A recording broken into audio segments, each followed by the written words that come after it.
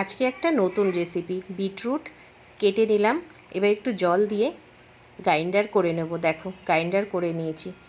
দেখো কি লাল হয়েছে, এমনকি হাতটা পর্যন্ত আমার লাল হয়ে গেছে, কি লাল। এবার পরিমাণ মতন ময়দা নিয়েছি, এর মধ্যে এক এক করে লবণ, স্বাদ মতন, সামান্য একটু চিনি দেব। এবার কিছুটা অ্যাজওয়াইন দিচ্ছি, কিছুটা পরিমাণে তেল দিচ্ছি।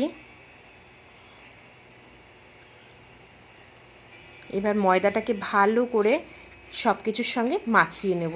খুব সুন্দর করে ভালো করে ডলে ডলে মাখিয়ে নিতে হবে। যেসব বাচ্চারা এই বিটরুট খেতে একদম পছন্দ করে না, তারা অবশ্যই এইভাবে একবার ট্রাই করবে।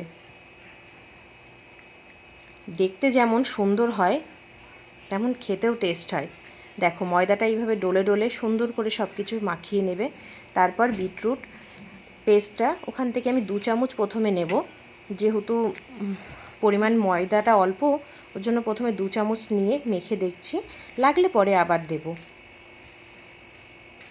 তো দেখো মাখাচ্ছি আমি। দেখো হয়নি, তার জন্য আবার 2 চামচ আমি পেস্ট দিয়ে দিচ্ছি, দিয়ে ভালো করে মাখিয়ে নেব। এবার দেখো মাখানোটা হয়ে গেছে।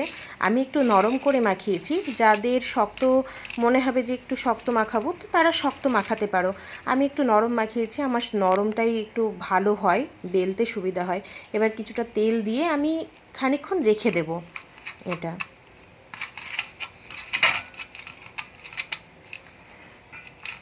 এবার দেখো বেলতে শুরু করেছি, একটা একটা করে। কি দারুণ কালারটা এসছে, তাই না? হেভি লাগছে, আমার তো দেখতে খুব সুন্দর লাগছে কালারটা। একটা একটা করে বেলে নিয়েছি সব।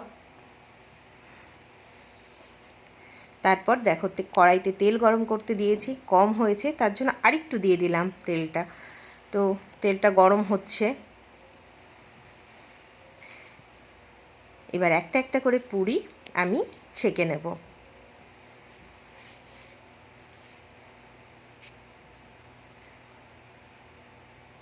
বাও, দেখো কি সুন্দর ফুলে উঠেছে, আর কালারটা কি দারুণ লাগছে, তাই না?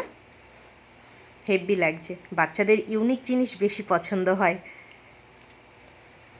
চলো এবার তুলে নেব।